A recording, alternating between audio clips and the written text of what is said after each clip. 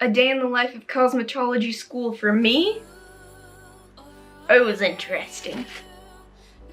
In the morning, I would wake up around 6 and I would get dressed, brush my teeth, wash my face, and that was it.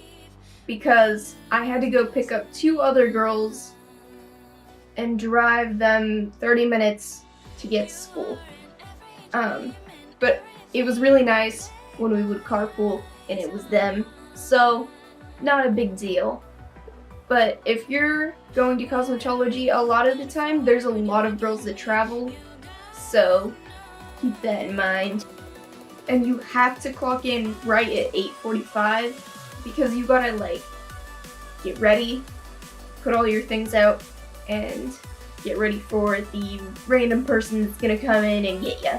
Also, cosmetology school is all based on hours, so you literally clock in and clock out because it's basically like a job. It's getting you ready for your actual job, but it kind of sucked because occasionally there was times where you may have forgotten to clock in or out, and then you didn't get your hours for that day, so that kind of sucks. So after I'd clocked in, I would go into the break room, and then I would check my books on this really old monitor, but it got the job done. And then that was kind of nice, so then I could see what I need to get ready for and how much time I have for my lunch and all these types of things. And then once I know about how much time I have, usually it was like 15 minutes because people come right in at 9. Sometimes they would open it earlier, so it would be right at, 45, which kind of sucked. But usually when I was able to get time to set up, I would set up Germex, my timer, lotion, my water bottle, and then my little stool because people are way taller than me and the chair doesn't go down as far as it needs to go. So yeah, those are like my main things that I would put out. I just liked having it all out all the time because especially that timer, let me tell you, when the client comes in and sits down, you're gonna tell them, okay, that'll be like 45 minutes, and I would check every 10. But I would turn that timer and then they would know how much time they have instead of me, coming over there and they're like, what time is it? I'd be like, look at the thing right there. And then, once all that stuff's set out, then I would put down like a little towel and then whatever things I need, like my scissors, a bowl, hair clips, stuff like that. But if there was no one coming in, then, you'll have your, clientele and, you'll get certain people that come in all the time at certain days, certain times. So that's kind of nice. Then you know exactly what they want and you can get it done quick and easy. Bada bing, bada boom. Sometimes there's people that don't know what they want and you just found out about them today. And, when I had my downtime, I would study a lot because it takes me like 3 times to get through half of these tests. You learn like anatomy and electricity and like stuff, like chemicals, things that kind of are, about hair, but they're more like in-depth, which I really enjoyed that. But for whatever reason, tests are difficult for me. Oh, and if you didn't pass a test, then you would come in an hour early on a Wednesday and retake it. And then we would also have this skill sheet, which you could do on a mannequin or a client. So with those, it would be kind of like you do so many perms, so many haircuts, colors, stuff like that, and you get a stamp for it. And you have to get these entire papers done by the end of the month. And also you want to get stamps for pre-books and like in retail. But honestly, a lot of the time I would just kind of walk around with my friend and just,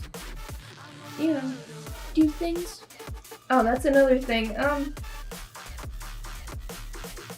kind of just like sat in the corner a lot of the time, just like whenever I could, because I was at school from basically 8:45 till 8 p.m.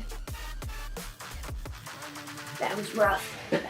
So I would go sit and eat my little turkey banquet meal and watch Disenchantment or watch a lot of dead mouse things. Or you could kind of just watch like hair videos and stuff on like Instagram. At some point I wasn't allowed to be in this one classroom where there was no music and no people talking and just bothering me. So it was nice to be in that classroom, and then they took it away from me because they said, we don't want you like sitting in here, watching Netflix. And I'm like, buddy, why does it matter? Like, it's my own grade. Like, if I don't pass, if I don't make it out of cosmetology school, that's on me, Why does it matter if I watch Netflix? I guess you're supposed to, do something cosmetology related, but at the same time, I'm an adult. I should be able to make that choice. Oh yeah, and occasionally I would be on Dispense, which means you're in there in the dispense room where all the colors are, and the towels, and the aprons and stuff. You would do the laundry, put stuff away, clean up tables with color on them, stuff like that. So that wasn't too bad. I liked being in there, actually. Oh, and after some clients, they would tip you. So that was pretty nice. All of my tips, I put them into savings because I was like, I'm gonna, get out of here and not have decent scissors or like things that I need.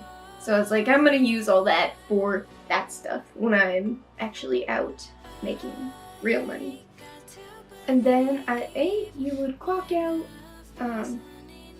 Not everyone left at 8. Occasionally, there's people that leave it. And then I would clock out at either 4:30 or 8, based on what they scheduled me for. So, like I said, it's basically like going to work, and you have certain tasks that you need to fulfill. And then I would go home, enjoy my couple hours of freedom in my bed, watching Dead Mouse live streams and going to sleep. So, yeah, that was a day. That was a day for me.